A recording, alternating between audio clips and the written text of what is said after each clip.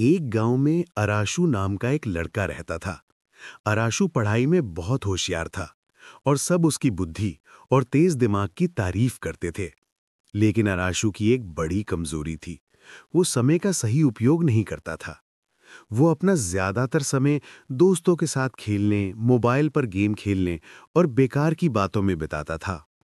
उसके माता-पिता ने कई बार उसे समय की कीमत समझाने की कोशिश की, लेकिन अराशु को ये बात समझ नहीं आती थी।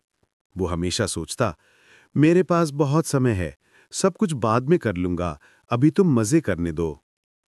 एक दिन स्कूल में वार्षिक परीक्षा के नतीजे आए। इस बार अराशु के नंबर बहुत कम आए।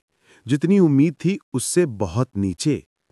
जिस अराशु की टीचर तारीफ करते थे, वही अब निराश हो गए। यहां तक कि उसके दोस्त भी उससे दूर होने लगे। घर लौटकर अराशु ने अपने माता पिता को रिपोर्ट कार्ड देखते हुए निराश देखा। अराशु को खुद पर गुस्सा आया, लेकिन उसे समझ नहीं आया कि अब आदत कैसे बदले। उस रात अराशु अपने दादाजी के पास गया, जो गांव के सबसे समझदार और सम्मानित बुजुर्ग थे। दादाजी के पास बैठकर अराशु ने अपनी परेशानी बताई और कहा, दादाजी, मैं समझ नहीं पा रहा कि मैं इस बार फेल कैसे हो गया, जबकि मैं एक अच्छा छात्र हूं। दादाजी मुस्कुराए और बोले, बेटा, समस्या ये नहीं कि तुम अच्छे छात्र नहीं हो। समस्या ये है कि तुमने समय को हल्के में लिया। समय बहुत कीमती होता है। अगर इसका सही उपयोग करो तो सफलता मिलती है, और अगर इसे बर्बाद करो तो ये पीछे खींच लेता है। अराशु ने हैरानी से पूछा, लेकिन दादाजी, समय तो हमेशा होता है ना? मैं बाद में भी सब कर सकता हूं। दादाजी गंभीर होकर बोले, नहीं बेटा, समय नदी के बहते पानी जैसा है। जो बह गया वो कभी वापस नहीं आता। चलो, मैं तुम्हें एक कहानी सुनाता हूं, जिससे तुम्हें समय की कीमत समझ में आएगी। दादाजी ने कहनी शुरू की। बहुत समय पहले विक्रम नाम का एक शक्तिशाली राजा था। उसके पास बहुत धन दौलत, भव्य महल और ढेरों नौकर थे। लेकिन उसे भी समय बर्बाद करने की आदत थी। वो देर से उठता, दरबार की जगह दोस्तों के साथ समय बिताता और हर काम कल पर टाल देता।